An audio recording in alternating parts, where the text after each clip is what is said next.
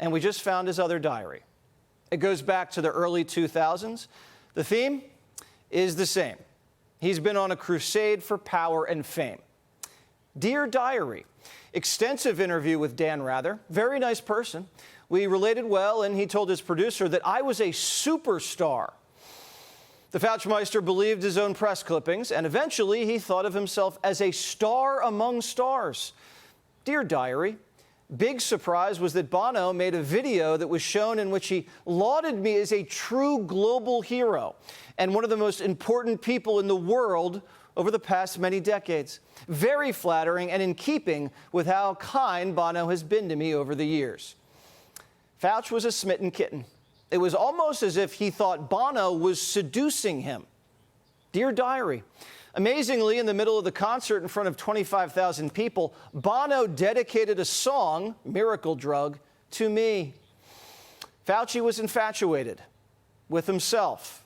Attention was his crack. Fauci's photo shoots for GQ made him feel like he was the belle of the ball. Dear Diary, the fashion editor for GQ decided that he wanted a hip look for me, so he opened my tie and shirt button, got rid of my jacket, and replaced my dress shoes with sneakers. It was very cool. Then the pandemic hit, and Fauci was launched into the celebrity stratosphere. Michael Jackson-level fame. Most doctors overseeing a deadly pandemic that ripped the country apart would show some humility, would try not to feed into the fame factor, would conduct himself in a professional, sober, and humble way. But Fauci's bedside manner was that of a 13-year-old girl meeting their celebrity crush. And the celebrity crush was himself. Dear Diary, Fauci madness continues with multiple articles and every sort of paraphernalia and restaurant and foods named after me. Fauci devoured the attention like a fat kid in Baskin-Robbins. Every compliment, he jotted it down. He went to a vaccination site with Kamala and wrote, Dear Diary, as we walked through the different sections, people equally screamed out, we love you, Dr. Fauci, and we love you, Vice President Harris. The vice president was genuinely pleased to see the attention paid to me as well as to her. Equally. It was almost as if he had been elected vice president. He continued, Dear Diary, meeting this morning at the Pentagon, military officers came over to me wanting selfies. More than one of them actually broke into tears as they were telling me how much they appreciated me. Biden's Pentagon cried when they met Anthony. Not shocking. But Fauci was on a roll and could not be stopped. It was Beatlemania. Dear Diary, there were the usual selfies galore. Fauci didn't complain. He was in no rush. Most doctors fighting a pandemic would skip the selfies and get straight to work. Not him. He bathed in the attention. Deep down, he knew the virus wasn't that deadly. He'd inflated the fatality rate. If he told the truth, the country wouldn't lock down, and Hollywood, who loved being alone in their mansions, undisturbed, wouldn't beckon. Dear Diary, Joan Baez called me, and we had a wonderful conversation with her calling me an American hero. Dear Diary, Joan Baez will receive the Kennedy Center Award. She has invited me as her guest. What fun! Just spoke with her over the phone to check if there will be mask wearing, since the press will have a field day if they saw me with Joan, and we did not have masks. Obviously, Fauci knew the mask mandate was a ruse, but had to keep up appearances. And as we read deeper into the diary, it appears Fauci thought celebrities were sexually attracted to him. Dear Diary, I received virtually the Award of Courage, presented to me virtually by Julia Roberts from her breakfast room in her home in Northern California. She was so charming. When my image came up on the screen, she gasped and said that every time she sees me, her throat gets dry and she gets nervous and excused herself to go into the kitchen to get a glass of water. Fauci was hot. Later, they had a second date. How rad that we have maybe the coolest man on the planet right now. Wow, and there's the room. This is intense. Does anybody else have Hello. Hi there. Good morning. Good morning. Oh, this is a thrill for me. You truly have emerged as a personal hero for me. Fauci wrote about that, too. Says he was a little embarrassed when Julia Roberts said, "Oh my God, it's Dr. Fauci," but he did like being called her personal hero. Stars will call you a hero if you let them stay home from work. Hollywood got a 2-year vacation thanks to Fauci's orders, so he made a lot of friends in high places, even though most American lives were being throttled, which is odd because we don't hear a lot of concern about the death toll in the diary, the anguish, the depression. We can't find the part about how upset he is about destroying senior years in high school or freshman years in college, or how he felt about putting small businesses out of business. We're still going through it, but we just can't seem to find that part. It's mostly just, guess who called me a hero today? We did find Fauci's call logs, celebrities and CNN. I have spoken to you almost without exception every day. And you have been calling me out of personal concern to make sure that I'm okay, that my wife was okay, that my son was okay. 11 o'clock at night, later, waiting for my show to end, Saturday, Sunday morning, the rare time you have with your family. Why? Well, first of all, because you're a friend. I mean, we have a professional relationship, but you're a friend. Fauci was calling Cuomo after dark, eating dinner at Tappers, and being on Joe Baez's guest list, while the rest of us quarantined or arrested for going to the beach.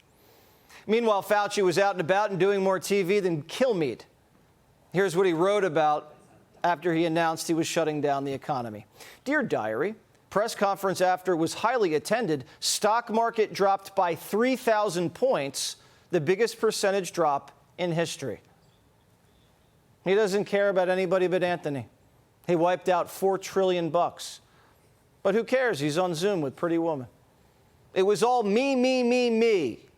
But RFK Jr. says the one time Fauci should have talked about himself, he didn't. He got vaccinated, a very, very public press conference in January of 2020. And then 5 months later, he had, and this is the first time that we knew this from the diary, he had a pulmonary infarction, which is one of the adverse events that NIH, CDC, and FDA said are expected from the vaccine. He never told anybody. After Fauci got vaxxed, he got a blood clot, but didn't tell a soul. Not only that, he denied the vax had bad side effects. He also knew the vax didn't stop you from catching COVID. Dear Diary, I was nervous all night about having gotten infected in that very crowded restaurant, despite the fact that vaccination proof was required to get in. I'm well aware many people who are vaccinated are still getting infected, and that worried me a lot. But Fauci told the public that was impossible. The doctor got his shots, got boosted 1 billion times, he messed up his artery, caught COVID, and came down on us for asking questions, like we were nuts. Fauci even parroted the Chinese communist lie that the virus came from a pangolin in a wet market.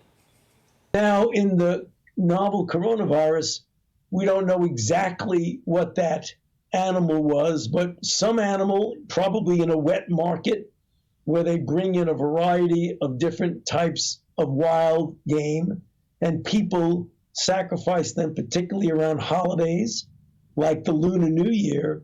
It is totally not surprising that you're seeing the facilitation of this jump from the animal species to the human. That's not what Fauci was saying the day before. Day before, he said, Dear Diary, now we know the market was not the source. It was the amplifier. Fauci was even briefed by the CIA at one point that the Chinese government brought viruses to the Wuhan lab, and the Chinese military was doing crazy experiments there. Rand Paul, who's going to grill him tomorrow, said this. You know, the CIA, the FBI, Department of Energy all believe that this virus came from a lab, and yet we don't have yet any admission from the architect and the most prominent supporter of gain-of-function research. Everybody was extolling Anthony Fauci and saying he was the nation's doctor. No one admitted that he had a conflict of interest, that because he had funded the lab, he had a strong argument for saying it didn't come from the lab. Everybody knew gain-of-function was dangerous, even Fauci. In his diary, in 2012, he was bragging about getting journalists to kill stories about the risk. And 2 years later, Fauci had to pause gain-of-function research in America after a smallpox outbreak at the NIH. But you know what he did? He went right back to it. He just outsourced it to foreign countries and defended it. You know, there is, I mean, if you completely ban all gain-of-function research, then you're going to interfere with some of the important things we need to do. Fauci was willing to risk deadly pandemics in a quest to discover a groundbreaking vaccine that he, of course, would get credit for and potentially royalties from. Fauci's been hiding behind his Biden pardon, but tomorrow, it's a whole new ballgame. Fauci goes under the bright lights of Congress, and he'll be under oath. Anything he says that's knowingly false, that's perjury. The Biden pardon can't protect him. Rand Paul says that they have evidence that Fauci destroyed evidence.